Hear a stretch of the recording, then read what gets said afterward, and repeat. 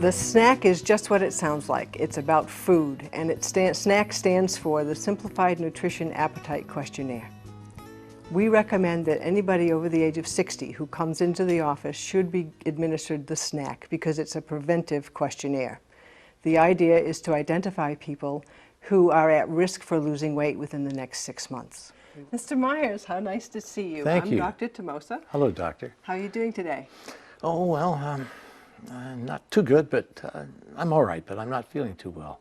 Not as good as you usually feel. That's right. Oh, okay. Well, let's see if we can get to the bottom of that. Okay. I have a few questions that I'd like you to answer for me. And what we're checking right now is to make sure that you're getting enough nutrition. I want to ask you a few questions today about your appetite. I want to know whether or not you are at risk for losing weight over the next 6 months or so, because this is the sort of thing we worry about. If you're not getting enough nutrition, then your immune system begins to fail and you don't feel very well. Since you're not feeling very well today, I'm a little bit concerned about that. Okay. That's great. Fine. Good. I'm going to ask you, I'm going to make 4 statements and give you 5 possible answers. Just tell me which one of those 5 answers best represents the way you feel. Okay. All right? Sure. Ready? I'm ready. Okay. My appetite is very poor, poor, average, good, and very good. Recently, it's just been very poor, I think. Really poor? Yeah. Okay. When people lose about 5% of their weight in 6 months, then they become at risk for a weakened immune system and osteoporosis. Their bones become quite weak and they become frail, they become anorexic, and they become malnourished. The SNAQ consists of 4 questions. Each question has 5 possible answers, listed A through E. The A answer is worth 1 point, the E answer is worth 5 points. So to take the whole questionnaire, the patient could get a maximum score of 20. If they answer A for each of the 4 questions, they have a minimum score of 4. What we're concerned about is that patients who have a score of 14 or less are at risk for developing weight loss of greater than 5% within the next 6 months. Recently, it's just been very poor, I think. Really poor? Yeah. Okay. All right. Afraid so. And not for a long time, but it's getting gradually more and more So this is poorer just and beginning poorer. then. Yeah. Okay. Yeah. All right. Well, this is a good time for you to take this test then. Okay.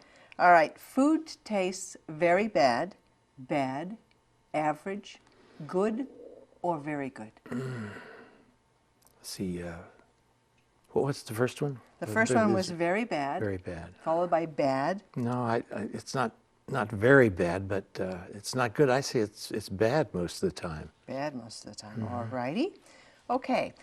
So when I eat, I feel full after eating only a few mouthfuls. I feel full after eating about a third of the meal. I feel full after eating over half of a meal. I feel full after eating most of a meal. And I hardly ever feel full.